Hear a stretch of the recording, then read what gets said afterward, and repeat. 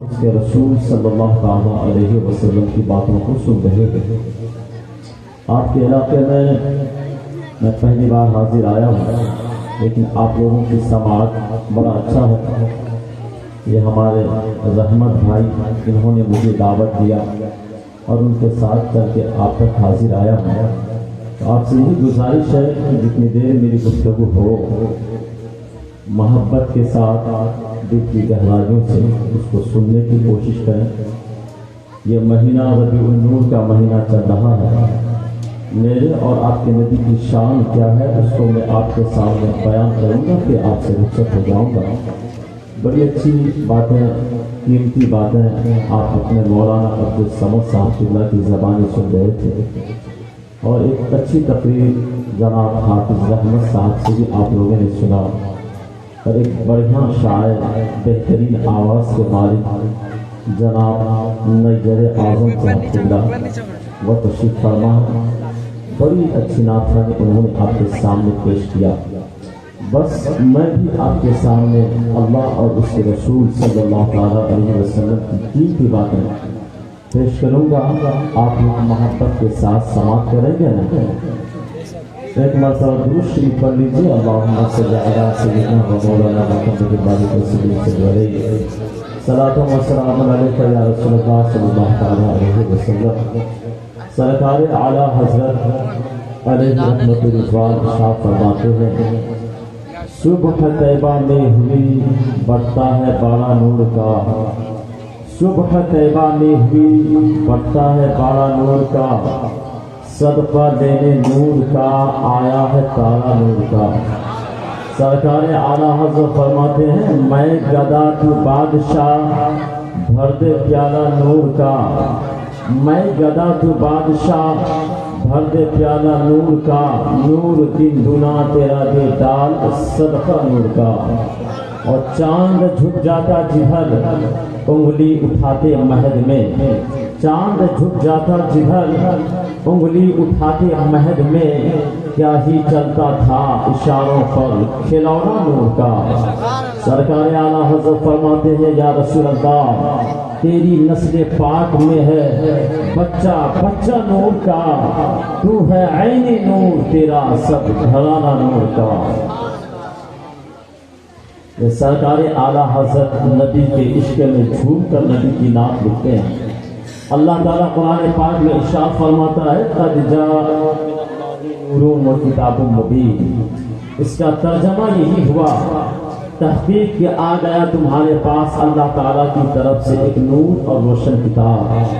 نور سے مراد اس آیت مقدسہ میں حضور علیہ السلام کی ذات ہے، اور روشن کتاب سے مراد اللہ تعالیٰ کی مقدس کتاب قرآن مجید ہے۔ اللہ تعالیٰ نے ساری کائنات سے پہلے، آسمان و زمین کی تخلیق سے پہلے، جنت سے پہلے، قلم بنانے سے پہلے، عرش اور کرسی سے پہلے، انسانوں سے پہلے، جنات سے پہلے، یعنی دنیا بننے سے پہلے، ساری کائنات سے پہلے اللہ تعالیٰ نے اپنے نبی کے نور کو پیدا فرمایا۔ یعنی ساری کائنات سے پہلے اللہ تعالیٰ نے اپنے نبی کے نور کو پیدا فرمایا۔ اس وقت کوئی چیز نہ تھی، دنیا کا وجود نہ تھا۔ سوال یہ ہوتا ہے، جب کوئی چیز تھی ہی نہیں، دنیا کا وجود نہیں تھا، پھر اللہ تعالیٰ نے اس نور محمدی صلی اللہ تعالیٰ علیہ وسلم کو کس چیز سے پیدا فرمایا؟ جب کچھ تھا ہی نہیں، پھر کس چیز سے اس کو پیدا فرمایا؟ علماء کرام جواب دیتے ہیں، اللہ تعالیٰ نے اپنے نور سے اپنے نبی کے نور کو پیدا فرمایا۔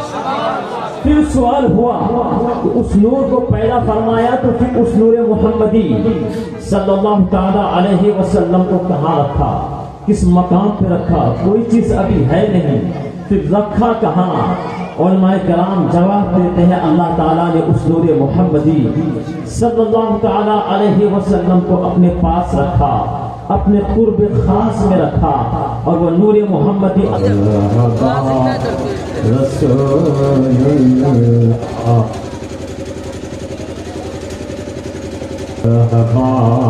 مرحبا رسول اللہ صلی اللہ علیہ وسلم۔ تو میں کیا کہہ رہا تھا؟ اللہ تعالیٰ نے ساری کائنات سے پہلے اپنے نبی کے نور کو پیدا فرمایا اور نور محمدی کو کہاں رکھا؟ اپنے پاس رکھا۔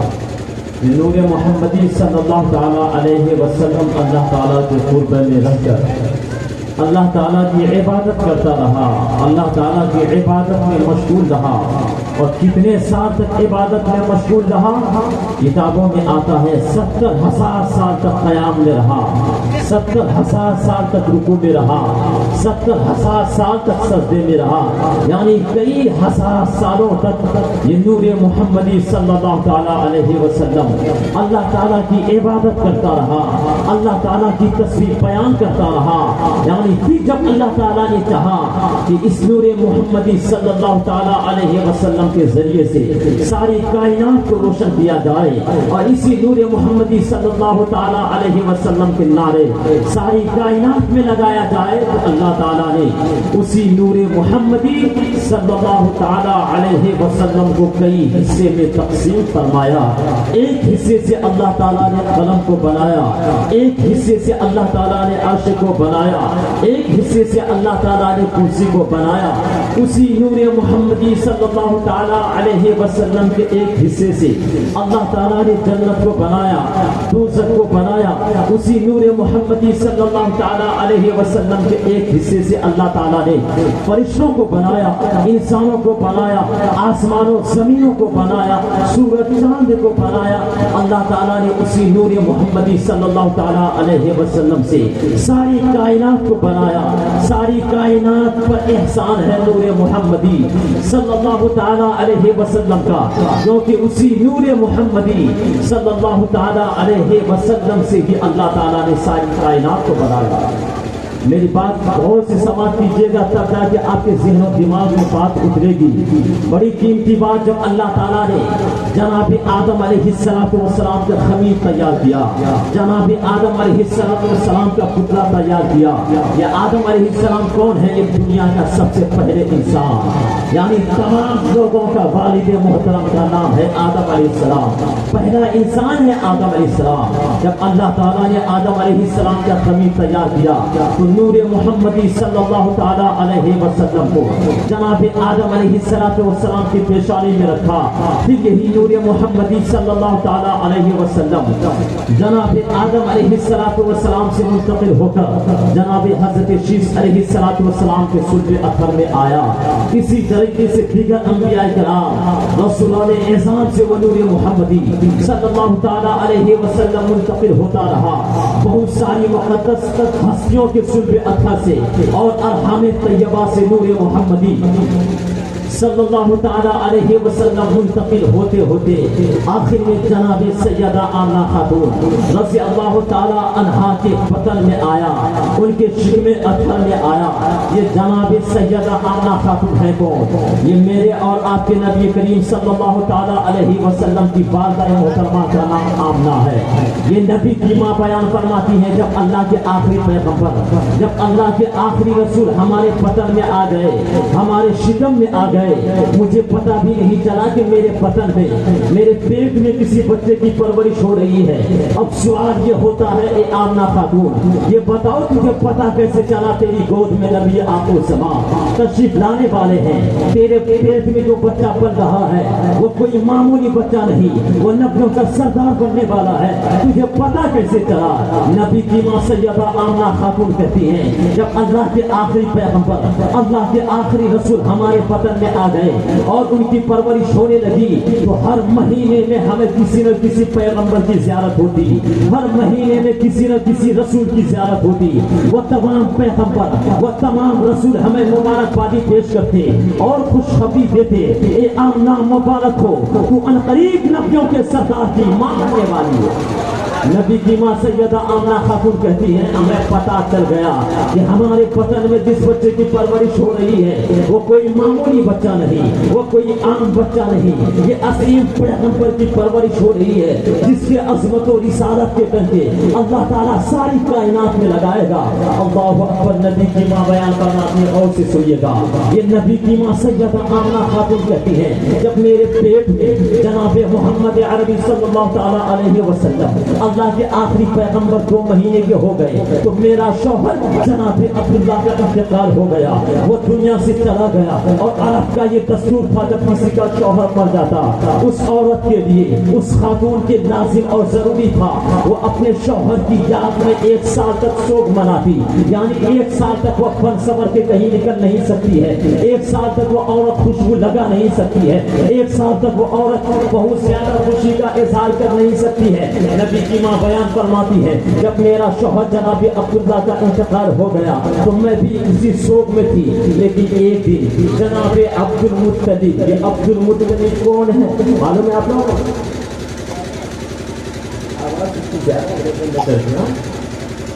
جناب عبد المطلب کون ہے؟ بات نہیں پہنچ رہی آپ کو؟ سمجھ میں آ رہی ہے؟ جناب عبد المطلب یہ میرے اور آپ کے نبی کے جد امجد ہیں۔ کون ہے؟ دادا جان ہیں۔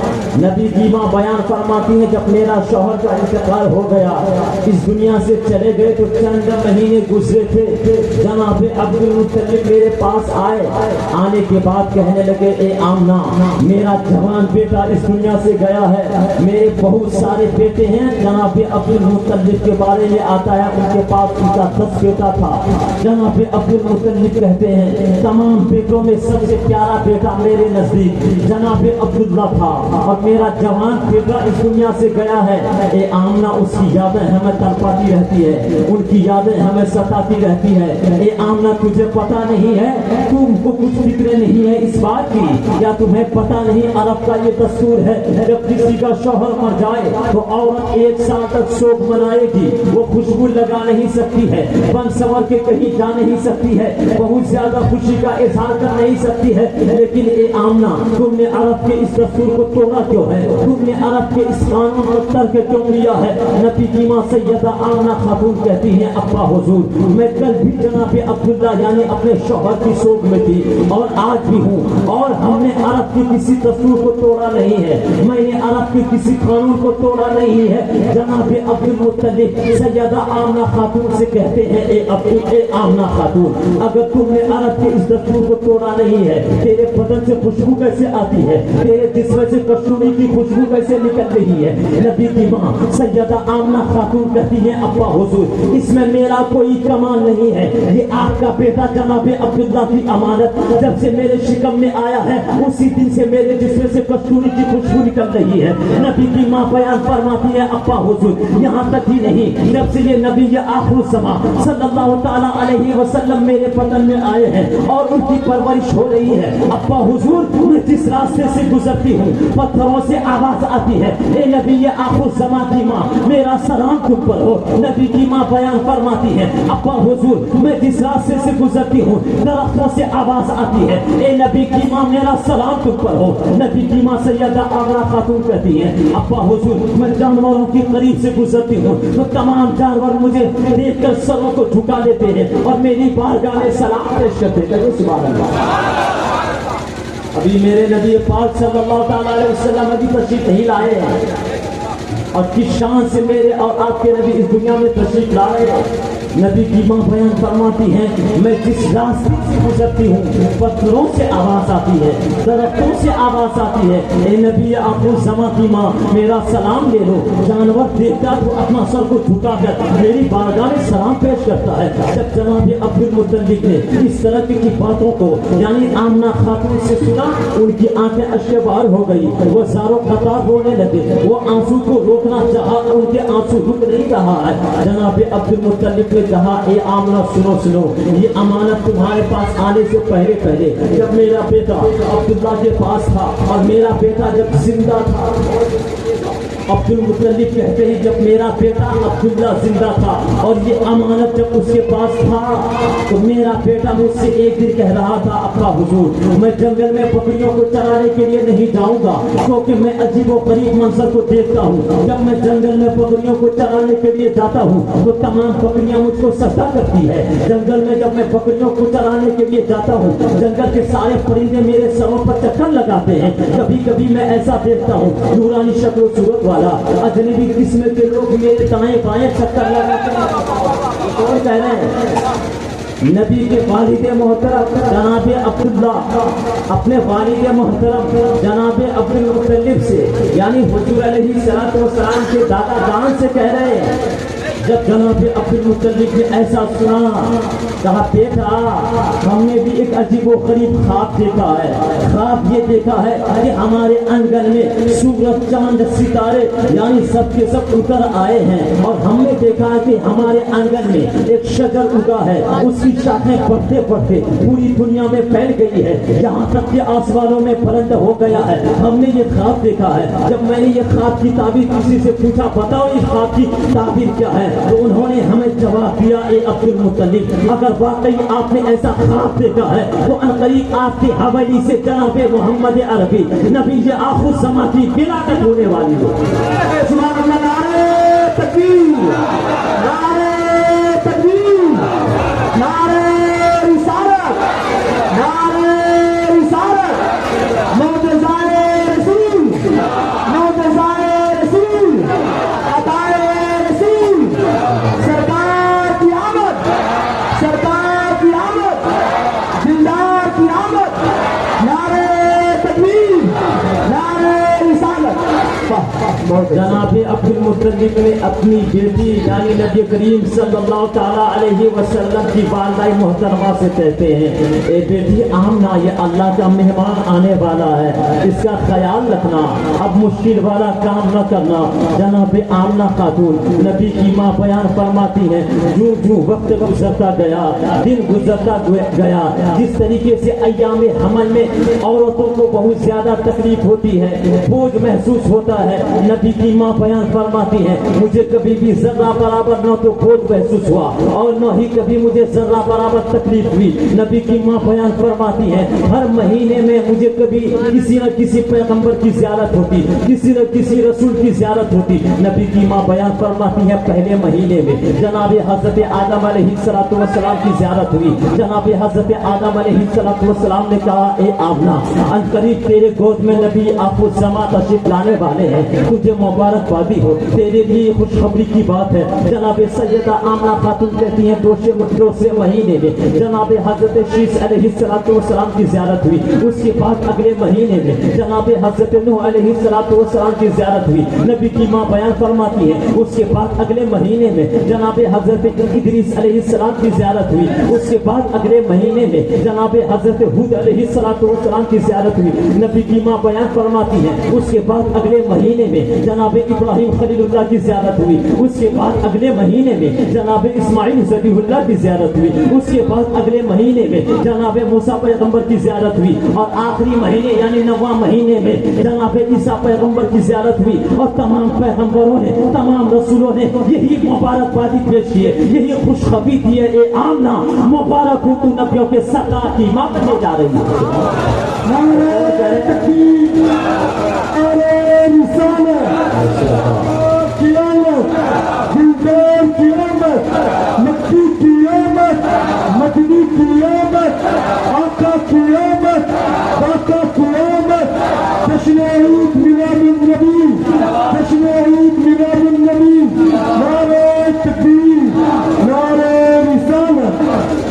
نبی کی ماں بیان فرماتی ہیں جب وہ وقت قریب آیا، 12ویں شریف کا مہینہ آیا اور 12ویں شب آئی جو رات گزر گئی، اور یہ دن جو ہے 12 تاریخ کا دن تھا آج جو گزر گیا۔ نبی کی ماں بیان فرماتی ہے جب ربیع النور کا مہینہ آیا اور 12ویں شب آئی تو میں اس رات اپنے گھر میں اکیلی تھی، تنہا تھی، میرے پاس کوئی خاتون موجود نہ تھی، میرے پاس کوئی عورتیں موجود نہ تھی، میرے پاس کوئی دانیاں موجود نہ تھی، میرے گھر میں چراغ تھا لیکن غریبی کا یہ عالم تھا، چراغ میں ڈالنے کے لیے تیل موجود نہ تھا۔ جناب سیدہ آمنہ خاتون نبی کی ماں بیان فرماتی ہے میرا شوہر جناب عبداللہ کا پہلے ہی انتقال ہو چکا تھا، اور میرا سسر صاحب جناب عبدالمطلب وہ خانہ کعبہ کا طواف کرنے کے لیے گئے ہوئے تھے جناب سیدہ آمنہ خاتون نبی کی ماں بیان فرماتی ہے میں گھر میں اکیلی تھی تنہا تھی اور مجھے خبر مل گئی اب نبی آخر الزمان صلی اللہ تعالی علیہ وسلم کی ولادت ہونے والی ہے وہ دنیا میں تشریف لانے والے ہیں نبی کی ماں بیان فرماتی ہے میں گھبرا رہی تھی میں گھر میں اکیلی تھی میں تھوڑی پریشان تھی ایسے عالم میں کیا کروں گی میرے پاس کوئی عورتیں نہیں ہے میرے پاس کوئی خاتون نہیں ہے حالانکہ یہ پوری دنیا کا دستور ہے جب بھی کسی کے گھر میں بچہ پیدا ہوتا ہے اس کے بعد دو چار عورتیں رہتی ہے ان کی نگرانی کرتی ہے ان کی مدد کرتی ہے یہ پورے زمانے کا دستور ہے جب بھی کسی کے گھر بچہ پیدا ہوا ہے وہاں پر دو چار دائیاں موجود رہتی ہے ان کی مدد کرنے کے لیے نبی کی ماں بیان فرماتی ہے جب وہ ساعت آئی جب وہ رات آئی میرے پاس کوئی عورتیں موجود نہیں ہے میرے پاس کوئی خاتون نہیں ہے نبی کی ماں بیان فرماتی ہے میں گھبرا رہی تھی میں بڑی پریشان تھی میں بہت زیادہ حیرت میں ڈوبی ہوئی تھی اب کیا کیا جائے میرے پاس کوئی نہیں ہے اور غریبی کا یہ عالم ہے اندھیرا یعنی چاروں طرف کمرے میں اندھیرا ہی اندھیرا ہے نبی کی ماں بیان فرماتی ہے میں نے پڑوس کی خاتون کو بولا کہ کہا جاؤ مکہ کی عورتوں کو کوئی کسی کو کہنا میرے گھر آ جائے مکہ کی تائیوں کے پاس جاؤ بلا کر کے لاؤ چلو آمنہ خاتون نے تمہیں بلایا ہے ان کے گھر بچے کی ولادت ہونے والی ہے پڑوس کی خاتون جب مکہ کی عورتوں کے پاس گئی تمام عورتیں آنے سے انکار کر دی آمنہ کے گھر جانے سے ہمیں کیا ملے گا یتیم کے گھر بچہ پیدا ہو رہا ہے وہاں جا کر ہمیں کچھ انعام نہیں ملے گا جب وہ پڑوس کی خاتون آمنہ خاتون کے پاس آتی ہے آنے کے بعد کہتی ہے اے آمنہ بڑی افسوس کی بات ہے میں نے مکہ کی بہت ساری عورتوں کے پاس جا کر کہا کہ اے عورتوں چلو چلو آمنہ کے گھر بچہ پیدا ہونے والا ہے ذرا ان کی نگرانی کر دینا ذرا ان کی مدد کر دینا لیکن تمام عورتوں نے آنے سے انکار کر دی ہے اے آمنہ کیا کروں سیدہ آمنہ خاتون نبی کی ماں سنتی ہے اور گھبرا جاتی ہے بڑی پریشان ہو جاتی ہے اللہ اکبر یہ ایسا منظر ہے ادھر فرشتوں کے درمیان میں ہلچل مچ گیا تمام فرشتوں نے رب کی بارگاہ میں عرض کیا یا اللہ تیرے محبوب پیغمبر کی آمد کا وقت قریب ہے وہ دنیا میں تشریف لانے والے ہیں وہ عظیم پیغمبر وہ عظیم رسول جس کے صدقے میں یا اللہ تو نے آسمان کا شامیانہ لگایا زمین کا فرش بچھایا سورج چاند کو بنایا جنت اور دوزخ کو بنایا جس رسول کے صدقے میں یا اللہ تو نے ساری کائنات کو بنایا ہے وہ عظیم پیغمبر وہ عظیم رسول دنیا میں تشریف لا رہے ہیں لیکن انتظام ایسا ہے معاملہ سمجھ میں نہیں آتا بات سمجھ میں نہیں آ رہی ہے کوئی عورتیں بلانے سے بھی نہیں آ رہی ہے آمنہ خاتون کے گھر اور غریبی کا یہ عالم ہے ان کے گھر چراغ میں ڈالنے کے لیے تیل بھی موجود نہیں ہے یا اللہ یہ کیسا معاملہ ہے بات سمجھ میں نہیں آ رہی ہے رب تعالیٰ کی طرف سے جواب ملا اے فرشتوں سنو سنو مکہ کی عورتیں جا کیسے سکتی ہیں مکہ کی عورتیں ناپاک ہے میرا محبوب پاک ہے ہم نے پاکداریوں کا انتخاب کر لیا ہے جبریل امین کو حکم ہوا اے جبریل امین جلدی کرو جا کے جناب حضرت حوا سے کہہ دو جا کے جناب مریم سے کہہ دو جا کے جناب حضرت حاضرہ سے کہہ دو جا کے آسیہ سے کہہ دو یہ سب پاک دامن بیویاں نبی کے گھر داعیاں بن کے چلی جائیں نعرہ تکبیر نعرہ تکبیر نعرہ رسالت نعرہ رسالت آمد رسول آمد رسول سرکار کی آمد سرکار کی آمد دلدار کی آمد جشن عید میلاد النبی جشن عید میلاد النبی نعرہ تکبیر نعرہ رسالت بہت اچھا ساری پاک دامن بیویاں سیدہ آمنہ خاتون کے گھر میں داخل ہوتی ہیں نبی کی ماں بیان فرماتی ہیں ان کا آنا تھا کہ میرا کمرہ روشن ہو گیا سارا اندھیرا دور ہو گیا میں نے اپنے گھر میں دیکھا لمبی لمبی قدوں والی عورتیں داخل ہوئی ان کا داخل ہونا تھا کہ کمرہ روشن ہو گیا میں نے پوچھا اے خاتون آپ لوگ کون ہیں کہاں سے آئی ہیں تو جناب حضرت حوا نے جواب دیا اے آمنہ میں آدم علیہ السلام کی بیوی حوا ہوں جناب مریم کہتی ہے اے آمنہ میں عیسیٰ پیغمبر کی ماں مریم ہوں جناب سیدہ حاضرہ خاتون کہتی ہے हैं ए आमना, मैं इस्माइल ज़बीहुल्लाह की माँ हजरत हाजरा हूँ। जनाब आसिया कहती है ए आमना, मैं फिरौन की बीवी हूँ और हम सब के सब तेरी खिदमत के लिए आई हैं। अब ए आमना तुम्हें मुबारकबादी पेश करती हूँ। दुनिया में बहुत सारी औरतें आई हैं और क़यामत तक आती रहेगी, लेकिन ए आमना तेरे जैसे औरत न इससे पहले कभी आई थी और न आएगी और न वो क़यामत तक आ सकती है, क्योंकि ए आमना तेरे लिए मुबारकबादी पार्टी पेश है, तेरे लिए खुशखबरी ये है, तू नबियों के सरदार की माँ बनने जा रही है। इस बार कौन कह रही है? वो तमाम औरतें सैयदा आमना खातून रज़ी अल्लाह ताला अन्हा को मुबारकबादी पेश कर रही है, खुशखबरी दे रही है। नबी की माँ सैयदा आमना खातून, बारिश हो रही क्या? अंदर आ जाइए आप लोग, आप लोग आ जाइए, वो लोग भी आगे आ जाएंगे, तो आगे आ जाएंगे, बढ़ जाइए। रहमत की बारिश हो रही है, घबराना नहीं है, और आगे आ जाइए। आप लोग तो कुर्सी लेके आगे आ जाइए, जो लोग कुर्सी पे कुर्सी भी लेके आगे आ जाइए। तो घबराइए नहीं, यहाँ के नौजवानों ने, यहाँ के लोगों ने बड़ा अच्छा इंतजाम किया, वाटर ट्यूब लगा हुआ है, आप लोग परेशान ना हो। रात में भी बहुत ज़्यादा बारिश हुई, कल कस्बा दुबच्ची में एक बड़ा जलसा था, उसमें खिताब हो रहा था, लेकिन वहाँ पर भी बहुत बारिश और पूरे दिन भर बारिश हुई है। तो समझिए ये रहमत की बारिश है। बारिश जो कुछ होती है हर चीज़ में अल्लाह ताला की हिकमत, हर चीज़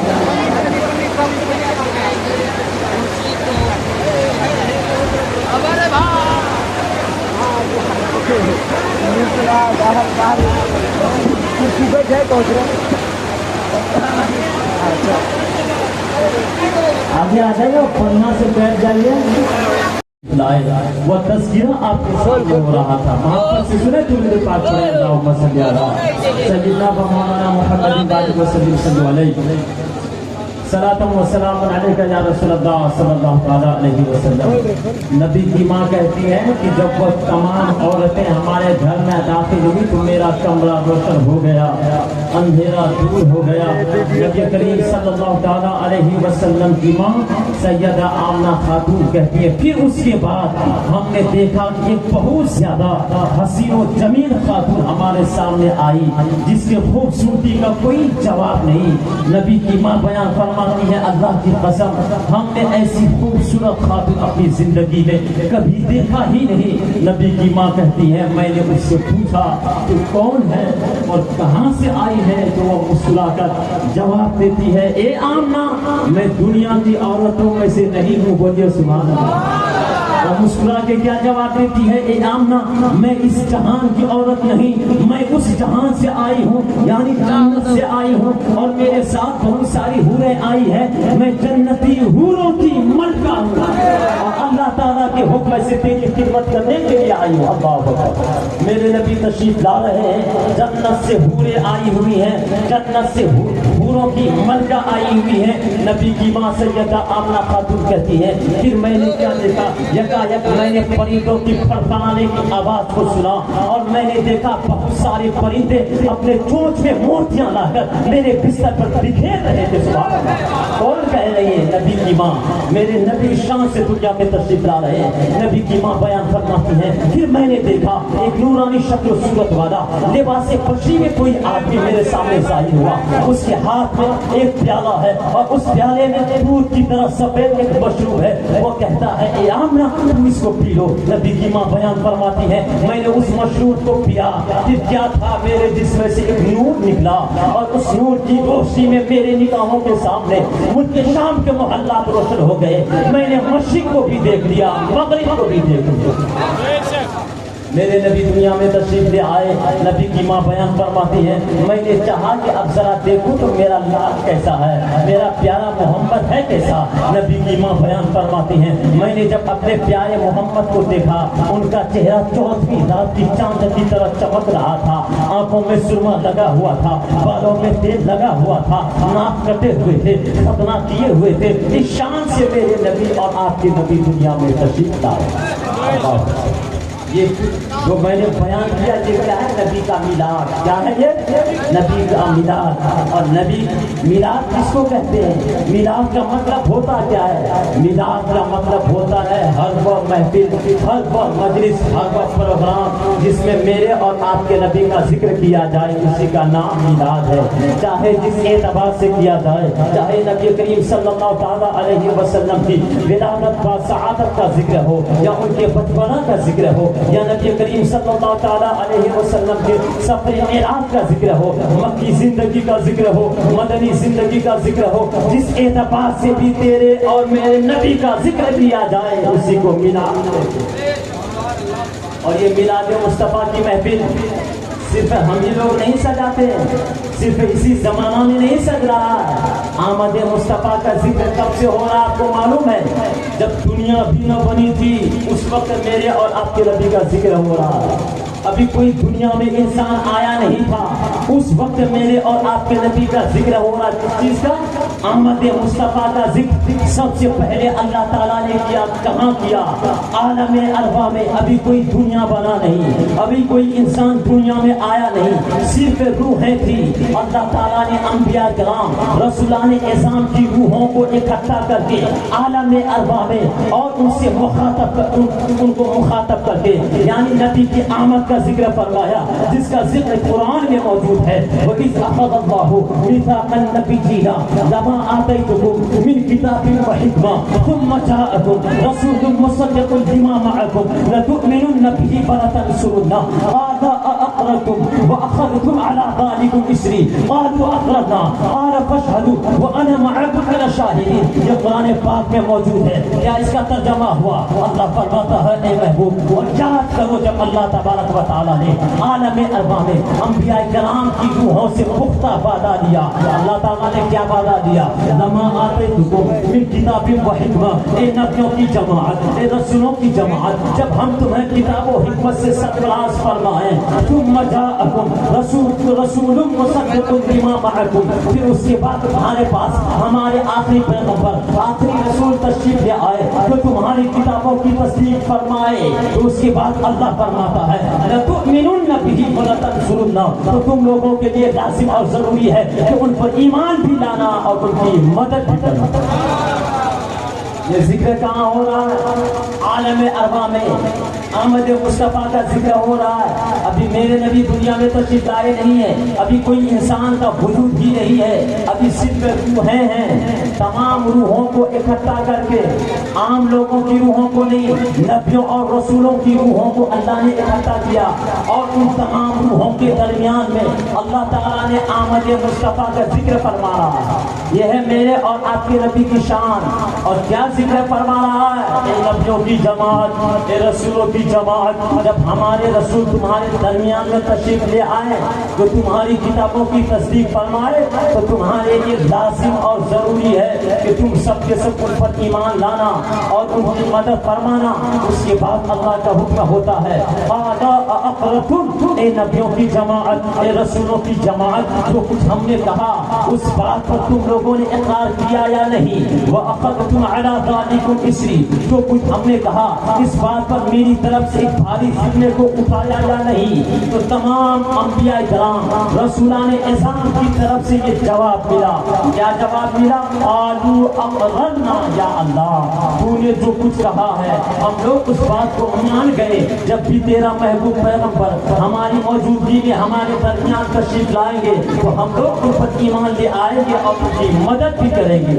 اس کے بعد اللہ فرماتا ہے قال فاشهدوا، اے نبیوں کی جماعت، اے رسولوں کی جماعت، اس بات پر گواہ رہنا، اس بات کا خیال رکھنا. وانا معكم من الشاهدين، کیونکہ گواہوں میں میں بھی تمہارے ساتھ ہوگا. میرے اور آپ کے نبی کا آمد کا ذکر کب ہو رہا ہے؟ عالم ارواح میں.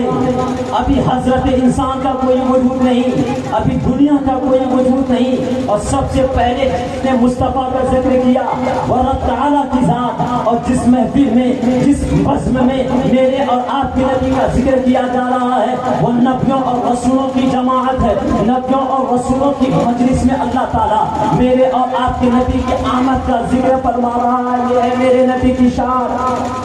اور یاد رہے تمام نبیوں اور رسولوں کے لیے یہ لازم اور ضروری تھا وہ جس ملک میں بھی رہے، جس شہر میں بھی رہے، جس علاقے میں بھی رہے، جہاں کہیں بھی رہ کر اللہ تعالیٰ کی وحدانیت اور اپنی نبوت و رسالت کا پیغام عام کرے، ان کے لیے لازم اور ضروری تھا کہ وہ نبی آخر الزمان کی شانیں بھی بیان کرے، ان کے کمالات کو بھی بیان کرے، ان کی خوبیوں کو بھی بیان کرے اور ان کی آمد کا بھی ذکر فرمائے۔ اور جتنی بھی آسمانی کتابیں ہیں، جتنی بھی پرانی کتابیں ہیں، توریت، زبور، انجیل، ان تمام آسمانی کتابوں میں، ان تمام پرانی کتابوں میں میرے اور آپ کے نبی کی شانیں بیان کی گئی ہے، میرے اور آپ کے نبی کے کمالات بیان کیا گیا ہے، میرے اور آپ کے نبی کی خوبیوں کو بیان کیا گیا ہے۔ میری بات کو غور سے سنیے گا، اب میری گفتگو شروع ہو رہی ہے، اب میری بات آپ تک قیمتی بات پہنچ رہی ہے، میری بات کو دھیان سے سنیں، انشاءاللہ آپ کا ایمان جگمگا جائے گا۔ میرے نبی کا تذکرہ کس شان سے کیا جا رہا ہے اور کس زمانے میں، ہر زمانے میں کس انداز سے ہوتا رہا ہے۔ یمن کا ایک بادشاہ ہے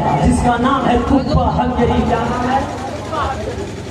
تبہ حمصری، یہ یمن کا بادشاہ ہے، بہت بڑا بادشاہ اپنے زمانے کا، لیکن ان کی عادت یہ تھی کہ ان کے زمانے میں جو بھی بڑے بڑے مولانا تھے، پرانی کتابوں کے عالم تھے، ان کو ہمیشہ وہ اپنی مجلس میں رکھا کرتے تھے، اور جب بھی کوئی معاملہ پیش ہوتا تو سب سے پہلے وہ مولانا صاحب سے مشورہ لیتے کہ اس کے بارے میں آپ لوگوں کی کیا رائے ہے۔ وہ بادشاہ جب بھی کسی ملک سے جنگ کرنا ہوتا، جب بھی کسی ملک والوں سے مقابلہ کرنا ہوتا تو سب سے پہلے وہ بادشاہ تمام علماء کرام کو آگے بڑھا دیتے، اور یہ تمام علماء کرام کیا کرتے تھے؟ جنگ شروع ہونے سے پہلے میدان جنگ میں لشکر کو اتارنے سے پہلے یہ تمام علماء کرام میرے اور آپ کے نبی کی نعتیں پڑھتے، ان کے کمالات کو بیان کرتے، ان کی خوبیوں کو بیان کرتے، پھر اخیر میں نبی آخر الزمان صلی اللہ تعالیٰ علیہ وسلم کا وسیلہ بنا کر رب کی بارگاہ میں دعا کرتے، اس کی برکت سے اللہ تعالیٰ اس بادشاہ کو ہر میدان میں کامیابی عطا فرماتا۔ کبھی بھی وہ بادشاہ جنگ ہارا نہیں تھا، ہر میدان میں کامیاب ہو جاتا تھا۔ لیکن غور سے سنیے گا، ایک مرتبہ وہی بادشاہ پوری شان و شوکت کے ساتھ اپنے تمام لشکروں کے ساتھ اور اپنے تمام علماء کرام جو ہمیشہ ان کی مجلس میں رہتے تھے، تمام علماء کرام کو لے کر، کتابوں میں آتا ہے 400 علماء کرام کو لے کر اور ایک بہت بڑا لشکر کو اپنے ساتھ لے کر سیر کرنے کے لیے نکلا۔ کہاں نکلا؟ گھومنے کے لیے، تفریح کرنے کے لیے، بڑی شان و شوکت کے ساتھ وہ بادشاہ نکلا گھومنے کے لیے۔ لاکھوں کی تعداد میں ان کے ساتھ لوگ ہیں، تمام سپاہی بھی ہیں، وزیر بھی ہیں، اور 400 علماء کرام بھی ان کے ساتھ موجود ہیں۔ اور یہ جس علاقے سے گزر جاتا سارے لوگ اپنے گھر سے باہر نکل کر کے یہ نظارہ دیکھنے کے لیے باہر آ جاتا۔ گھومتے گھومتے وہ بادشاہ شہر مکہ پہنچا۔ کہاں پہنچا؟ شہر مکہ جب وہ بادشاہ پہنچا ہے، شہر مکہ نے دیکھا کہ ایک اللہ تعالیٰ کا پاکیزہ گھر خانہ کعبہ ہے، لوگ دور دراز سے آ کر خانہ کعبہ کا طواف کر رہے ہیں۔ بادشاہ نے اپنی طرف سے ایک ریشمی غلاف اس خانہ کعبہ پہ چڑھوایا۔ اس کے بعد شہر مکہ سے پھر وہ لوگ وہاں سے روانہ ہو گئے، تمام لشکروں سمیت تمام علماء کرام کے ساتھ جب وہاں سے روانہ ہوا، چلتے چلتے وہ سارے لوگ شہر مدینہ پہنچ گئے۔ صاحب بھائی بڑی توجہ کے ساتھ سن رہے ہیں آپ، یہاں سے سنیے بڑی قیمتی بات۔ اب وہاں سے دھیرے دھیرے وہ سارے لوگ کہاں گئے؟ شہر مدینہ پہنچے۔ جب شہر مدینہ پہنچے 400 علماء کرام ساتھ میں ہیں بادشاہ کے۔ شہر مدینہ ابھی آباد ہوا نہیں تھا، شہر مدینہ میں چاروں طرف درخت ہی درخت تھا، میدان ہی میدان تھا، پہاڑ ہی پہاڑ تھا۔ یہ کس زمانے کی بات ہے؟ میرے اور آپ کے نبی کی آمد سے 1000 سال پہلے کی بات ہے۔ کتنے سال؟ میرے اور آپ کی نبی کی آمد سے 1000 سال پہلے کا واقعہ ہے یہ، جب وہ سب کے سب شہر مدینہ پہنچا۔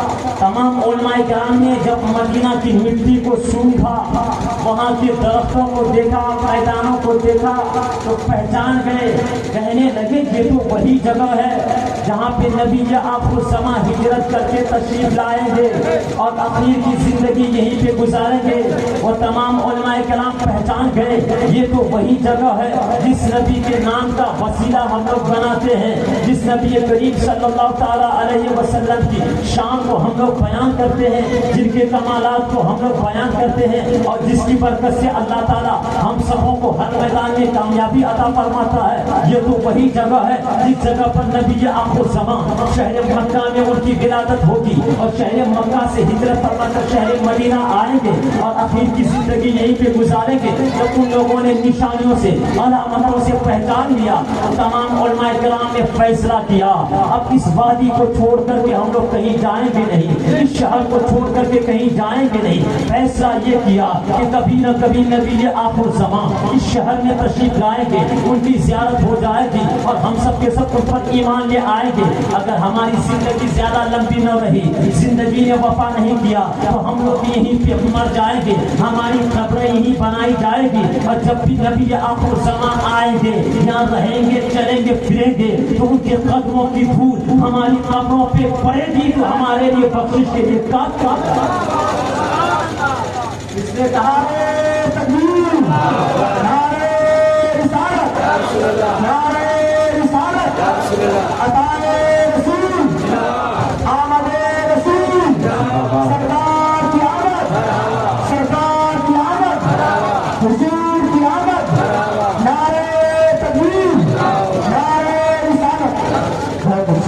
تمام علماء کرام نے بادشاہ کی بارگاہ میں درخواست پیش کیا، حضور اب ہم لوگ اس وادی کو چھوڑ کے کہیں جائیں گے نہیں۔ بادشاہ نے جب دیکھا کہ لوگ جائے گا نہیں تو 400 علماء کرام تھے، ان کے لیے 400 مکانات بنوائے، 400 مکانات بنوائے اور الگ سے 2 منزلہ مکان بنوایا۔ اور اس بادشاہ نے تمام علماء کرام سے کہا کہ یہ 2 منزلہ مکان میں نے نبی آخر الزماں کے واسطے بنایا ہے، جب بھی وہ یہاں تشریف لائے تو میرے طرف سے یہ تحفے میں پیش کر دینا۔ سبحان اللہ۔ اب وہ بادشاہ جانے سے پہلے پھر ایک خط لکھا، کیا لکھا؟ ایک خط لکھنے کے بعد جو تمام علماء کرام میں سے جو سب سے بڑا مولانا تھا ان کو خط دیا اور وصیت کیا اس خط کو سنبھال کر کے رکھنا، یہ ایک امانت ہے، اس کی حفاظت کرنا، اور جب بھی نبی آخر الزماں اس وادی میں تشریف لائیں گے تو یہ 2 منزلہ مکان بھی دینا اور یہ میرا خط بھی نبی کی بارگاہ میں پیش کر دینا۔ سبحان اللہ۔ اب وہ بادشاہ وہاں سے چلا گیا۔ یہ کب کی بات ہے؟ نبی کی آمد سے 1000 سال پہلے کی بات ہے۔ کتنے سال؟ 1000 سال پہلے کی بات ہے۔ بادشاہ نے وصیت بھی کیا اگر تمہاری زندگی لمبی نہیں ہوئی تو تم اپنی اولاد کو وصیت کرنا، ان کو یہ خط دے دینا اور ان کو کہہ دینا وہ اپنی اولاد کو نصیحت کرے، وہ اپنی اولاد کو نصیحت کرے تاکہ نسلاً بعد نسل کسی طریقے سے یہ میرا لکھا ہوا خط نبی کریم کی بارگاہ میں پہنچ جائے گا۔ سبحان اللہ۔ اب وہ بادشاہ وہاں سے چلا گیا اور اللہ تعالیٰ نے ان تمام علماء کرام کی اولادوں میں بڑی برکتیں عطا فرمایا۔ دھیرے دھیرے پورے شہر مدینہ میں وہ لوگ پھیل گئے اور وہ مولانا کا جب وقت قریب آیا دنیا سے جانے کا اپنے بیٹے کو بلایا اور کہا بیٹا یہ ایک بادشاہ کا خط ہے، یہ امانت ہے، اس کو سنبھال کر کے رکھنا، نبی آخر الزماں آئے تو ان کی بارگاہ میں پیش کر دینا، اگر تمہاری بھی زندگی نے وفا نہیں کیا تو تم اپنی اولاد کو وصیت کرنا۔ اب وہ خط میرے نبی کی بارگاہ میں 1000 سال کے بعد پہنچتا ہے، ذرا زور سے بولو سبحان اللہ۔ اب وہ خط کیسے پہنچتا ہے اس کو ملاحظہ فرمائیں۔ میرے اور آپ کے نبی کی ولادت ہوئی شہر مکہ میں۔ شہر مکہ میں کتنے سال میرے نبی رہے؟ 53 سال۔ شہر مکہ میں کتنے سال رہے؟ 53 سال۔ اور 40 سال کے بعد میرے نبی نے اعلان نبوت کیا اور کل جو زندگی آپ نے شہر مکہ میں گزارا وہ ہے 53 سال، اور 53 سال کے بعد ہجرت کر کے آپ شہر مدینہ آ گئے۔ کہاں آ گئے؟ شہر مدینہ یعنی شہر مکہ کو چھوڑ دیا.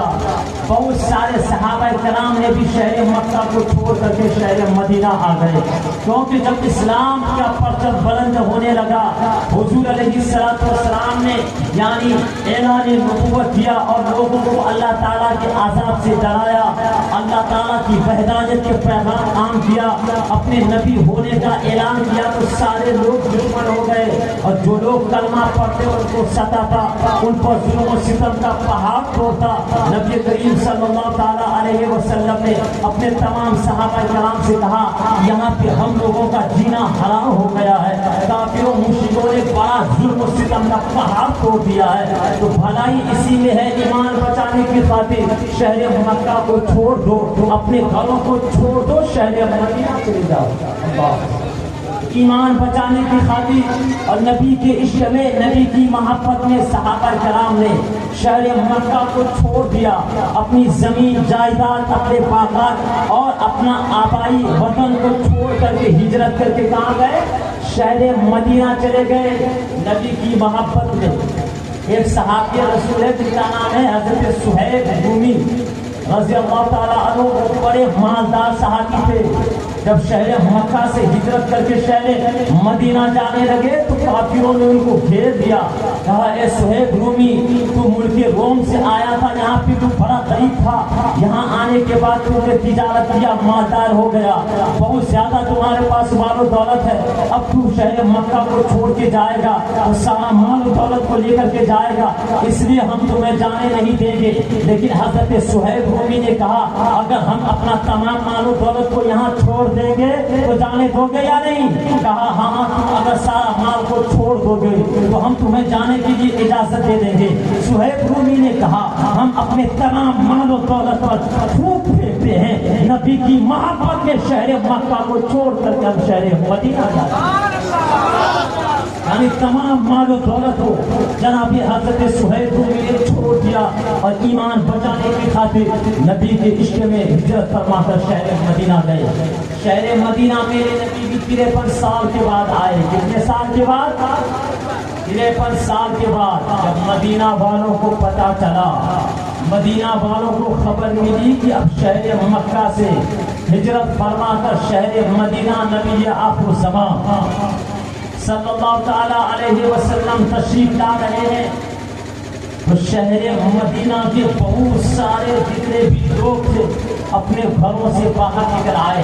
تمام بچے, بوڑھے, جوان, مرد, عورت, سب کے سب نبی کے استقبال کی خاطر گھروں سے باہر نکل آئے.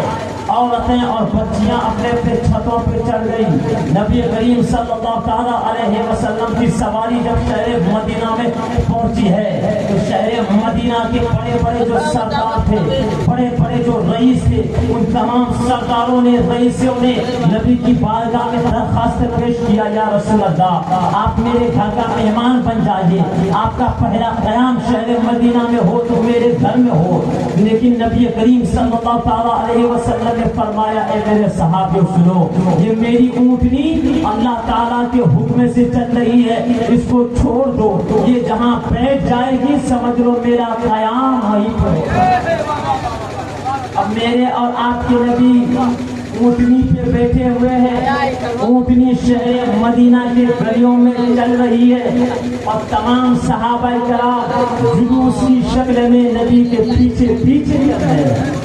اب بہت سارے لوگ کہتے ہیں جلوس کا ثبوت ہے کیا صحابہ کرام نے جلوس منایا ہے کیا, میلاد منایا ہے کیا, ثبوت مانگتے ہیں.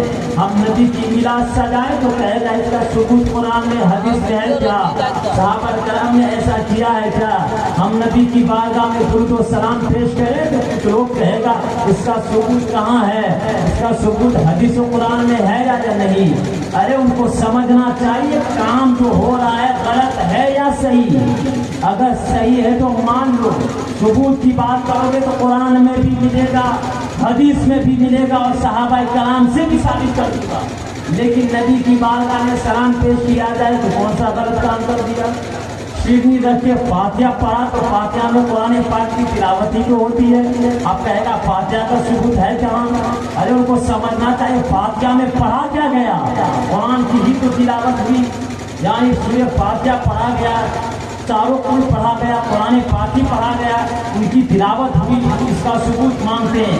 اب جو لوگ کہے جلوس صحابہ کرام نے نکالا تھا کیا، تو ان کو بتا دینا یہ حدیث جو میں آپ کے سامنے پیش کر رہا ہوں۔ جب نبی کریم صلی اللہ تعالیٰ علیہ وسلم شہر مدینہ میں پہنچے اور کہا میری اونٹنی کو چھوڑ دو، اس کو چھوڑ دو، یہ جہاں بیٹھی تھی سمجھ لو میرا قیام وہیں پہ ہوگا۔ اب نبی کی سواری شہر مدینہ کی گلیوں میں چل رہی ہے، سارے لوگ نبی کے پیچھے پیچھے جلوس کی شکلیں میں چل رہے ہیں، نبی کی بارگاہ میں درود و سلام پیش کر رہے ہیں۔ یہ جلوس نہیں تو اور کیا تھا، آمد مصطفیٰ کی ہی وجہ سے تو وہ لوگ جلوس کی طرح چل رہے ہیں۔ میں کہتا ہوں اس زمانے میں پلین کا ایجاد نہیں ہوا تھا، اس زمانے میں ہوائی جہاز نہیں تھا۔ اگر ہوائی جہاز ہوتا تو وہ تمام صحابہ کرام ہوائی جہاز کے اوپر سے نبی کی بارگاہ میں پھولوں کی بارش برسا دیتا۔ وہ تمام صحابہ کرام اس طریقے سے میرے اور آپ کے نبی سے پیار اور محبت کرتے تھے۔ تمام لوگ جلوس کی شکل میں نبی کے پیچھے پیچھے، نبی کی سواری کے پیچھے پیچھے چل رہے ہیں۔ نبی کی سواری آگے آگے چل رہی ہے اور اس سواری پر میرے نبی یعنی تشریف فرما ہے، اور مدینہ طیبہ کی چھوٹی چھوٹی بچیاں تب بجا بجا کر نبی پاک صلی اللہ تعالیٰ علیہ وسلم کی شان میں یہ نغمے گا رہی تھی۔ طلع البدر علینا من ثنیات الوداع وجب الشکر علینا ما دعا للہ داعی۔ یہ نغمے مدینہ طیبہ کی چھوٹی چھوٹی بچیاں نبی کریم صلی اللہ تعالیٰ علیہ وسلم کو دیکھ کر گا رہی تھی۔ اب وہ نبی کریم صلی اللہ تعالیٰ علیہ وسلم کی سواری چلتے چلتے جہاں پہ آج مسجد نبوی شریف ہے، اسی جگہ پر حضرت ابو ایوب انصاری رضی اللہ تعالیٰ عنہ کا مکان تھا۔ نبی کی سواری وہیں پہ جا کے بیٹھ جاتی ہے۔ نبی پاک جب شہر مدینہ میں آئے تو سارے لوگ باہر نکل آئے تھے، لیکن ایک صحابی جس کے بارے میں آتا ہے جس کا نام ہے حضرت ابو ایوب انصاری، جن کے گھر کا مہمان میرے نبی اور آپ کے نبی بنے شہر مدینہ میں سب سے پہلے جن کے گھر کا مہمان بنے وہ ہے جناب حضرت ابو ایوب انصاری۔ تو سارے لوگ نبی کے استقبال کی خاطر باہر نکلے تھے، لیکن یہ حضرت ابو ایوب انصاری کو جب خبر ملی میرے نبی شہر مدینہ میں تشریف لا رہے ہیں، وہ کمرہ کو بند کیا، گھر میں چلے گئے، کمرہ کو بند کر کے پیشانی کو زمین پہ رکھا اور ساروں قطار رب کی بارگاہ میں رو رو کر دعا کرنے لگے، یا اللہ تیرا محبوب شہر مدینہ میں تشریف لا رہے ہیں، مدینہ طیبہ میں آنے کے بعد تیرا محبوب جس گھر کا مہمان بنے، پہلے میرے گھر کا مہمان بنے تو میرے لیے بڑا اچھا ہوگا۔ میں غریب آدمی ہوں، میں محتاج آدمی ہوں، یا اللہ تیری بارگاہ میں یہ دعا کرتا ہوں میری اس دعا کو قبول فرما لے۔ حضرت ابو ایوب انصاری کی دعا قبول ہو گئی اور نبی کی سواری اسی کے مکان کے پاس جا کے بیٹھ جاتی ہے۔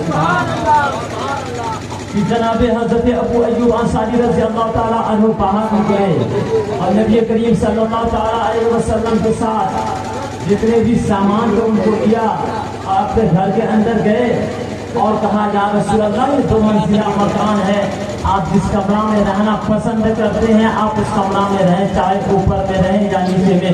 نبی کریم صلی اللہ تعالیٰ وسلم نے نیچے والے کمرہ کو پسند فرمایا، اور تاکہ لوگ جو ملنے جلنے کے لیے آتے ہیں انہیں دقت نہ ہو۔ اب بات سمجھ میں آئی کہ 2 منزلہ مکان، ایک خط یاد آ گئی، 2 منزلہ مکان جو 1000 سال پہلے اس بادشاہ نے بنوایا تھا نا، کہ جب بھی نبی آخر زمان شہر مدینہ میں آئے تو یہ 2 منزلہ مکان میرے طرف سے تحفے میں پیش کر دینا۔ اور ایک خط لکھا تھا 1000 سال پہلے، ایک عالم دین کو دیا تھا اور وصیت کیا تھا یہ خط بھی نبی کی بارگاہ میں کسی طریقے سے پہنچا دینا۔ تو وہ 2 منزلہ مکان جو بادشاہ بنوایا تھا وہ کسی اور کے پاس نہیں، جناب حضرت ابو ایوب انصاری کے وراثت میں تھا۔ سبحان اللہ، جناب حضرت ابو ایوب انصاری اسی مکان میں رہ رہے تھے، ان کو وراثت میں ملا تھا۔ اور حضور علیہ السلام جب شہر مدینہ آئے کہا یا رسول اللہ یہ 2 منزلہ مکان آپ کے لیے ہے، آپ اس میں قیام فرمائیں۔ اور وہ خط 1000 سال پہلے اس بادشاہ نے لکھا تھا، وہ خط بھی جناب حضرت ابو ایوب انصاری کے پاس موجود تھا۔ سبحان اللہ، اپنے غلام ابو لیلہ سے کہا جاؤ یہ خط بادشاہ یمن کا ہے، نبی کی بارگاہ میں پیش کر۔ اب وہ خط لے کر جناب ابو لیلا نبی کی بارگاہ میں پہنچا. نبی کریم نے دور سے ہی دیکھ کے پہچان گئے. کہا تو ابو لیلا ہے کیا؟ اور تیرے پاس یمن کا بادشاہ کا خط ہے. وہ لاؤ. سبحان اللہ. نبی کا علم غیب دیکھیے. ابھی خط دیا نہیں ہے. 1000 سال پہلے وہ خط لکھا گیا ہے اور وہ خط دینے کے لیے جا رہا تھا. دیکھتے ہی میرے اور آپ کے نبی نے پہچان لیا کہ اس کے پاس یعنی بادشاہ یمن کا خط ہے. اور اس خط میں کیا لکھا ہوا تھا؟ کل میں یہ واقعہ بتا رہا تھا دوبچی میں. بہت بڑا شاعر بھی آئے ہوتے جلسے میں یہی واقعہ، لیکن میں بتا نہیں پایا اس خط میں کیا لکھا تھا. اپنی گفتگو کو یہیں پہ روک کے میں چلا گیا. صبح میں بہت لوگوں نے ہم سے اعتراض کیا، آگے خط کے بارے میں تو بتائے آپ، لیکن خط میں کیا لکھا تھا وہ نہیں بتائے. میں کہا جب دوسری بار آؤں گا تب بتا دوں گا. یہاں پہ چھوڑ دوں، پھر دوسری بار آئیں گے تب بتا دیں گے خط میں کیا لکھا تھا. میں تو دوسری بار آ کے بتا دیں گے. دوسری بار سن لیجیے. 1000 سال کے بعد وہ خط میرے نبی کی بارگاہ میں پہنچ گیا. پہلے سبحان اللہ. اور وہ 2 منزلہ مکان بنوایا تھا بادشاہ نے، وہ 2 منزلہ مکان بھی نبی کی بارگاہ میں پہنچ چکا ہے. اور اسی 2 منزلہ مکان میں میرے اور آپ کے نبی آرام فرمائے. اور بادشاہ خط میں کوئی بڑی بات کیا لکھا تھا؟ بادشاہ نے نبی کی بارگاہ میں درود و سلام پیش کیا تھا. کیا پیش کیا تھا؟ درود و سلام پیش کیا تھا اور کہا تھا اے اللہ کے سچے رسول، ہم آپ پر ایمان لاتے ہیں اور آپ پر جو کتابیں نازل ہونے والی ہے اس کتاب پر بھی ایمان لاتے ہیں. یا رسول اللہ جب میدان محشر قائم ہو تو اس گنہگار کو ضرور یاد کریں گے. اللہ یہ خط میں لکھا ہوا تھا وہ کفہ حمجری بادشاہ نے لکھا تھا. یہ ہے میرے اور آپ کے نبی کی شان ہے. میرے نبی کریم صلی اللہ تعالیٰ علیہ وسلم شہر مدینہ میں 10 سال رہے اور اس کے بعد وصال فرما گئے. اور آج بھی شہر مدینہ میں گنبد خضرا حجرہ عائشہ کے نیچے آرام فرمائے. قرآن پاک میں ایک آیت کریمہ ہے لا اقسم بہذا البلد وانت حل بہذا البلد. یعنی قرآن پاک میں اللہ تعالیٰ نے شہر مکہ کی قسم کھایا ہے. کس کا قسم کھایا ہے؟ شہر مکہ کی قسم اللہ تعالیٰ نے قرآن میں کھایا ہے. لا اقسم بہذا البلد، مجھے اس شہر مکہ کی قسم. علماء کرام کہتے ہیں شہر مکہ کی فضیلت اللہ تعالیٰ کے نزدیک تمام شہروں سے زیادہ ہے. یعنی شہر مکہ اللہ تعالیٰ کے نزدیک سب سے پسندیدہ شہر ہے. آپ کہیں گے ہاں قرآن پاک میں شہر مکہ کی قسم اللہ نے کھایا ہے. اور شہر مکہ میں بہت ساری مقدس مقامات ہیں، اس لیے شہر مکہ اللہ تعالیٰ کے نزدیک سب سے پسندیدہ شہر ہے. شہر مکہ میں خانہ کعبہ ہے. شہر مکہ میں حجر اسود جنتی پتھر ہے. شہر مکہ میں زمزم شریف کا کنواں ہے. شہر مکہ میں میدان عرفات ہے. شہر مکہ میں میدان منی ہے. شہر مکہ میں مقام ابراہیم ہے. شہر مکہ میں خانہ کعبہ کے ارد گرد 300 انبیاء کرام کی قبریں ہیں. اسی لیے شہر مکہ اللہ تعالیٰ کے نزدیک سب سے پسندیدہ شہر کیوں نہیں ہوگا. لیکن اللہ تعالیٰ قرآن پاک میں ارشاد فرماتا ہے اے لوگوں شہر مکہ ہمارے نزدیک اس لیے سب سے پسندیدہ شہر نہیں ہے کہ شہر مکہ میں بہت سارے مقدس مقامات ہیں. نہیں اللہ فرماتا ہے لا اقسم بہذا البلد، مجھے اس شہر مکہ کی قسم وانت حل بہذا البلد. اے محبوب آپ شہر مکہ میں جلوہ گر ہو، آپ کی ولادت شہر مکہ میں ہوئی ہے، اسی لیے شہر مکہ سب سے پیارا شہر ہے. یعنی حضور علیہ السلام کی ولادت شہر مکہ میں ہوئی ہے، اسی لیے شہر مکہ اللہ تعالیٰ کے نزدیک سب سے پسندیدہ شہر ہے. بات آئی ہے تو سنتے چلیں. میرے نبی اور آپ کے نبی ارشاد فرماتے ہیں خانہ کعبہ کے قریب سے اعلان نبوت سے پہلے جب بھی کبھی گزر ہوتا تھا تو خانہ کعبہ کے اندر 360 پتھر تھے، بت تھے. کوئی بھی مجھے دیکھ کے پہچانتا نہیں تھا. کوئی بھی میری بارگاہ میں سلام پیش نہیں کرتا تھا۔ نبی کریم فرماتے ہیں ایک ہی پتھر تھا جو مجھے دیکھ کر پہچانتا بھی تھا اور میری بارگاہ میں سلام بھی پیش کرتا۔ اور پتھر کون؟ جنتی پتھر حجر اسود ہے۔ ایک مرتبہ جناب حضرت فاروق اعظم رضی اللہ تعالیٰ عنہ نے جنتی پتھر حجر اسود کو بوسا دیا، اس کے بعد پھر کہا اے حجر اسود تو اس فکر میں مت رہا کہ جنتی پتھر ہے اسی لیے عمر فاروق نے تم کو چوما ہے۔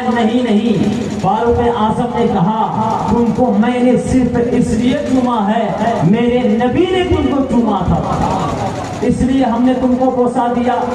میرے نبی کریم صلی اللہ تعالیٰ علیہ وسلم 53 سال رہے شہر مکہ میں، 53 سال کے بعد آ گئے شہر مدینہ۔ اب سوال یہ ہوتا ہے شہر مدینہ افضل ہے یا شہر مکہ افضل ہے؟ کون سی جگہ اللہ تعالیٰ کے نزدیک سب سے پیاری جگہ ہے، سب سے بابرکت والی جگہ ہے؟ تو علماء کرام جواب دیتے ہیں شہر مدینہ کی وہ جگہ جہاں پر نبی کریم صلی اللہ تعالیٰ علیہ وسلم آرام فرما ہے، وہ جگہ تمام جگہوں سے سب سے فضیلت والی جگہ ہے، وہ جگہ تمام جگہوں سے سب سے افضل ترین جگہ ہے۔ آپ کہیں گے مولانا اس کی کوئی دلیل ہو؟ اس کی دلیل یہ ہے آپ لوگوں کو معلوم ہوگا جو حاجی صاحب ہوں گے یا جو عمرہ کرنے کے لیے گئے ہوں گے، جب شہر مدینہ ان کی حاضری ہوئی ہوگی تو شہر مدینہ میں ایک جگہ ہے حجرہ عائشہ اور ممبر شریف کے درمیان جو جگہ ہے اس کو ریاض الجنہ کہا گیا ہے، اس کو جنت کے باغوں میں سے ایک باغ کہا گیا ہے، جنت کی کیاریوں میں سے ایک کیاری کہا گیا ہے۔ یعنی دنیا میں اگر جنتی جگہ دیکھنا ہو، جنت کے باغوں میں سے ایک باغ دیکھنا ہو، دنیا میں جنت کے ٹکڑوں میں سے ایک ٹکڑا دیکھنا ہو، وہ شہر مدینہ چلے جائے اور ریاض الجنہ کو دیکھ لے، گویا وہ جنت کے ٹکڑوں میں سے ٹکڑا کو دیکھ لے۔ حجرہ عائشہ اور ممبر شریف کے درمیان جو جگہ ہے وہ ریاض الجنہ ہے۔ سوال یہ ہوتا ہے اسی جگہ کو ریاض الجنہ کیوں کہا گیا؟ کیا شاعر اسلام کا جو ہے آخر اسی جگہ کو ریاض الجنہ کیوں کہا گیا؟ حالانکہ شہر مدینہ میں بھی بہت ساری مقدس مقامات تھے، شہر مکہ میں بھی بہت ساری مقدس مقامات تھے، کسی اور جگہ کو بھی ریاض الجنہ کہہ سکتا تھا، لیکن اسی جگہ کو ریاض الجنہ کیوں کہا گیا؟ حجرہ عائشہ اور ممبر شریف کے درمیان کی جگہ کو تو علماء کرام نے بھی اس کا جواب یہ دیا ہے زمین کے جس حصے پر میرے اور آپ کے نبی کا قدم مبارک سب سے زیادہ جس جگہ لگا ہے وہ جگہ کوئی اور نہیں حجرہ عائشہ اور ممبر شریف کے درمیان کی جگہ ہے۔ زمین کے جس حصے پر میرے اور آپ کے نبی کا قدم مبارک سب سے زیادہ لگا ہے وہ جگہ ہے حجرہ عائشہ اور ممبر شریف کے درمیان کی جگہ۔ اللہ اکبر! تو اللہ تعالیٰ نے اس جگہ کو ریاض الجنہ بنا دیا جس جگہ پر میرے اور آپ کے نبی کا قدم مبارک زمین کے جس حصے پر سب سے زیادہ لگ جائے، اللہ تعالیٰ اس جگہ کو جنت کے باغوں میں سے ایک باغ بنا دے، جنت کی کیاریوں میں سے ایک کیاری بنا دے، اور جس جگہ پر میرے اور آپ کے نبی پوری ذات و صفات کے ساتھ آرام فرما ہو تو وہ جگہ جنت سے افضل کیوں نہیں ہوگی؟ وہ جگہ خانہ کعبہ سے افضل کیوں نہیں ہوگی؟ تو وہ جگہ جہاں پر میرے اور آپ کے نبی آرام فرما ہے وہ جگہ جنت سے بھی افضل، وہ جگہ خانہ کعبہ سے بھی افضل، وہ جگہ بیت المعمور سے بھی افضل، وہ جگہ تمام جگہوں سے افضل۔ بات سمجھ میں آ رہی ہے کہ نہیں؟ آپ لوگ نبی کی میلاد میں بیٹھے ہیں، نبی کا ذکر سن رہے ہیں، نبی کی میلاد جو لوگ سجاتے ہیں ان کو کتنا بڑا انعام ملتا ہے آپ کو معلوم ہے؟ ابو لہب کا نام آپ لوگ سنا ہے؟ یہ ابو لہب کون ہے؟ میرے اور آپ کے نبی کے چچا کا نام ابو لہب ہے، کوئی دوسرا چچا نہیں، اپنا خاص چچا۔ ابو لہب بھی اپنا خاص چچا ہے۔ جب حضور علیہ السلام کی ولادت ہوئی حضور علیہ السلام دنیا میں تشریف لائے تو ان کی لونڈی صہیبہ جا کر ابو لہب سے کہتی ہے اے ابو لہب تیرے گھر میں ایک خوبصورت بچہ پیدا ہوا ہے جس کا چہرہ چاند کی طرح چمک رہا ہے۔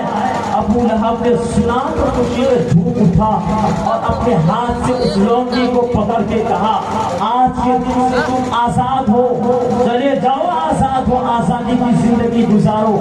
جب ابو لہب مرا کسی نے خواب میں دیکھا اور ابو لہب سے پوچھا اے ابو لہب تیرے ساتھ کیا معاملہ ہوا، تیرے ساتھ رب تعالیٰ نے کیا معاملہ پیش کیا؟ ابو لہب کہتا ہے اے پوچھنے والوں سنو سنو، میں جب سے مرا ہوں ہر دن اللہ تعالیٰ کے عذاب میں گرفتار رہتا ہوں، ہر دن اللہ تعالیٰ کے عذاب میں مبتلا رہتا ہوں، لیکن سوموار کے دن میرے عذاب میں کمی ہو جاتی ہے۔ سبحان اللہ۔ ابو لہب کیا کہتا ہے؟ سوموار کے دن میرے عذاب میں کمی ہو جاتی ہے۔ پوچھا اس کی وجہ؟ ابو لہب کہتا ہے جب جناب محمد عربی صلی اللہ تعالی علیہ وسلم کی ولادت ہوئی تھی اور اس میں ہم نے اپنی لونڈی صہیبہ کو آزاد کیا تھا ہاتھ پکڑ کر کے، اور جب بھی سوموار کا دن آتا ہے میرے انگلیوں سے پانی نکلتے ہیں، میں اس پانی کو پیتا ہوں تو میرے عذاب میں کمی ہو جاتی ہے۔ سبحان اللہ۔ تھوڑی دیر کے لیے انہوں نے خوشی منایا، نبی کی میلاد سجایا، نبی کی آمد کی خوشی کا اظہار کیا، تو اللہ تعالیٰ نے اس کٹر دشمن رسول کی بھی عذاب میں کمی فرما دیا۔ اور ہم اہل سنت والجماعت نبی کی میلاد سجائیں گے، نبی کی بارگاہ میں درود و سلام پڑھیں گے، نبی کا ذکر کریں گے، نبی کے نام کے نعرے لگائیں گے، تو یقین ہمارا ایمان کہتا ہے اللہ تعالیٰ یہ میلاد مصطفیٰ کی برکت سے ہم سبوں کی بھی بخشش۔ یہی ابو لہب ہے، یہ تو ہے محبت کی بات۔ اور جن لوگوں نے میرے نبی کی شان میں توہین کیا، گستاخی کیا، بے ادبی کیا، وہ آدمی دنیا میں بھی ذلیل ہوا ہے، دنیا میں بھی رسوا ہوا ہے، اور مرنے کے بعد اس کے لیے دردناک عذاب ہے ہی۔ میرے اور آپ کے نبی کریم صلی اللہ تعالیٰ علیہ وسلم کو جب اللہ کا حکم ہوا وَأَنذِرْ عَشِيرَتَكَ الْأَقْرَبِينَ، اے محبوب آپ کو جو کچھ حکم ملا ہے اپنے قریبی رشتے داروں کو میرے عذاب سے ڈرائیے اور اللہ تعالیٰ کا پیغام ان کے سامنے عام کیجیے، تو میرے اور آپ کے نبی کریم صلی اللہ تعالیٰ علیہ وسلم کوہ صفا کی چوٹی پہ چڑھ کر کے ایک آواز لگاتے ہیں یا معاشر قریش۔ عرب کے لوگوں نے، قریش کے لوگوں نے جب اس آواز کو سنا تو سارے لوگ دامن صفا میں حاضر ہو گئے، سارے لوگ اکٹھا ہو گئے، اور نبی کریم صلی اللہ تعالیٰ علیہ وسلم نے ان لوگوں سے کہا اے لوگوں اگر میں تم لوگوں سے یہ کہوں اس پہاڑ کے پیچھے سے ایک لشکر آنے والا ہے جو تم لوگوں پر حملہ کرنے والا ہے، کیا تم لوگ ہماری بات کو مانو گے؟ تو تمام لوگوں نے بیک سوال ہو کے کہا تھا ہاں ہاں اے محمد عربی صلی اللہ تعالیٰ علیہ وسلم، آپ جو کچھ کہیں گے آپ کی بات کو مان لیں گے، آپ کی بات کو ہم لوگ تسلیم کریں گے، کیونکہ آپ کی زبان سے ہم لوگوں نے کبھی جھوٹ سنا نہیں ہے، آپ امین ہیں، آپ صادق ہیں، آپ جو کچھ کہیں گے سچ کہیں گے، آپ فرمائیں۔ تو اللہ کے نبی اعلان کرتے ہیں اے لوگوں سنو سنو، میں اللہ کا آخری پیغمبر ہوں، میں اللہ کا آخری رسول ہوں، میں اللہ کا وہی پیغمبر اور وہی رسول ہوں جس پیغمبر کی خوشخبری جناب حضرت عیسیٰ علیہ السلام نے دیا ہے، جس کا ذکر تورات زبور انجیل میں آیا ہے۔ میں وہی رسول ہوں، میں تم لوگوں کو اللہ تعالیٰ کے عذاب سے ڈراتا ہوں۔ ایک اللہ کی عبادت کرو، وہ اللہ جس نے آسمان و زمین کو پیدا فرمایا ہے، جس نے سورج چاند کو پیدا فرمایا ہے، وہی عبادت کے لائق ہے، وہی تعریف کے لائق ہے۔